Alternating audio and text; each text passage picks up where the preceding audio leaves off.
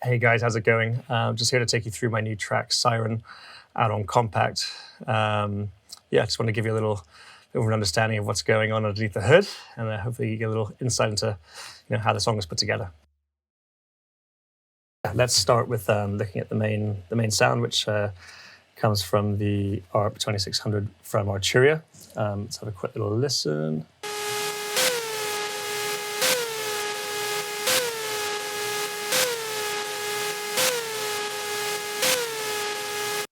So yeah, as you can see, it's kind of quite a kind of almost obnoxious sound as it evolves.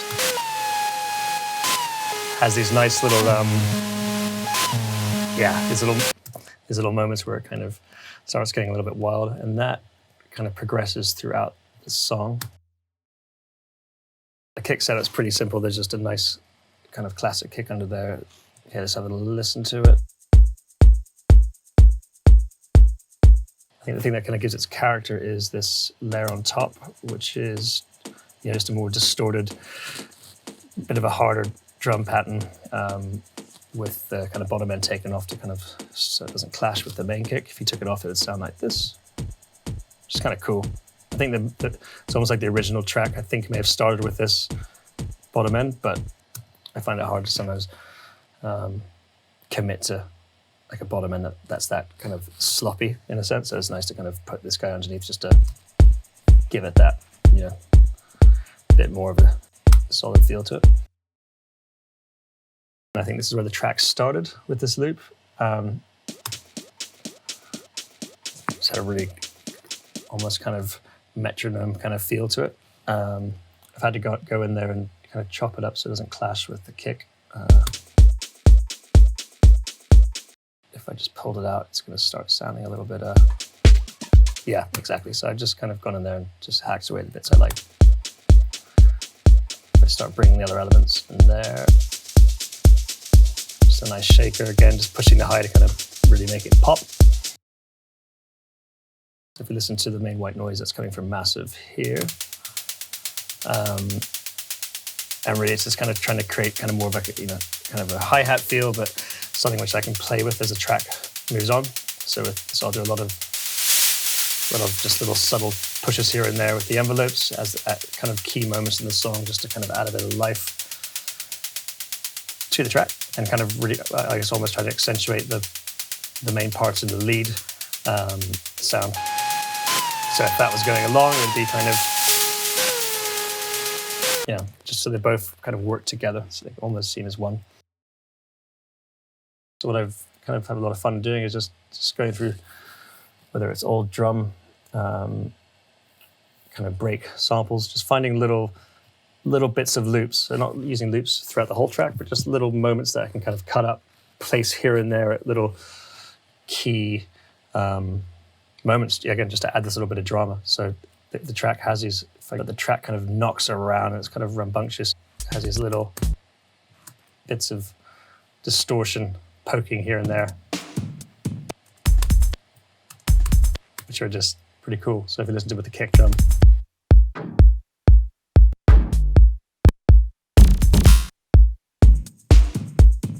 these are the things which are kind of the meat, which is kind of pushing the dance floor forward and getting people moving. There's this little cheeky moment here before it kicks in. It's almost like no dance track would be complete without the arm and break in there, but it's just a little nod to it, just taking a little snare from there. So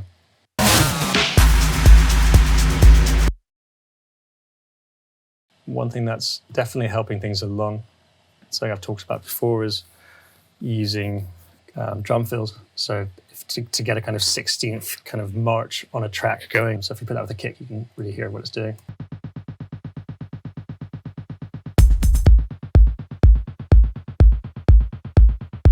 It's one of those things on a big system, it's just all pushing everything forward. Gives the sense of bass, fills that space, but it isn't. I quite like that. Yeah, so listening to the main lead just by itself for 6 minutes is going to get pretty intense. So I recorded a bunch of middle log passes, so they sound like this.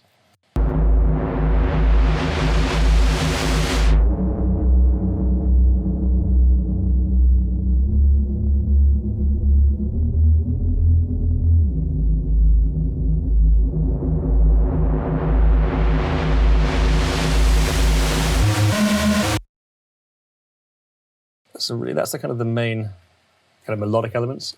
There's a few little bits in here and there, which kind of popped up as the track was going on. These guys here.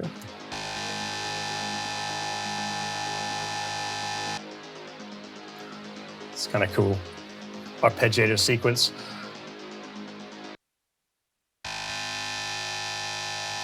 These more aggressive FM sounds, which are nice. And kind of one of my favorite bits, actually, and kind of the thing that kind of got me moving into this track a lot was just the snare that comes in. It's really important. It really picks things up. Again, running along this kind of electro kind of old breaks feel. I think this came from this loop here.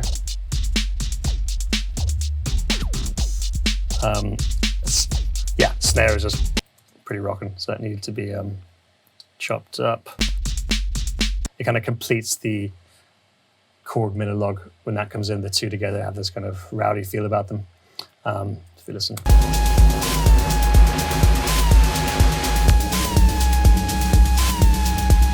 Right about here.